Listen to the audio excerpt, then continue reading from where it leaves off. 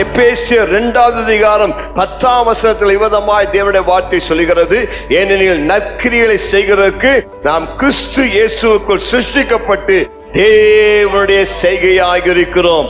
அவைகளை நாம் நடக்கும்படி அவர் முன்னதாக அவைகளை ஆயத்தம் பண்ணியிருக்கிறார். நீங்க தேவனால் சிருஷ்டிக்கப்பட்டவர், நீங்கள் தேவனுடைய கைவேலை. உங்களை தேவன் வடிவமைத்திருக்கிறார். தேவன் ஏதோ ஒரு ஒட்டுமொத்தமான ஒரு மிஷனை போல ஆண்டவர் 1, 2, 10 உருவாக்கவில்லை. உங்கள் ஒவ்வொரு தனித்தன்மையோடு ஒரு விசேஷித்த மனிதராக, விசேஷித்த மனுஷியாக, ஒரு மாஸ்டர் பீஸா உங்களை மாறி இந்த உலகத்துல ஒருத்தருமே இல்லை. நீங்கள் தான் இந்த உலகத்துல ஒப்பற்றவர்களாக தேவன் உங்களை உருவாக்கி இருக்கிறார்.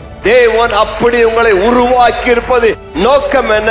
இந்த உலகத்துல யாருமே செய்ய முடியாத ஊழியத்தை நீங்கள் செய்யும்படியாகத்தான் உங்களை தனிப்பட்ட விதத்தில் உருவாக்கி இருக்கிறார்.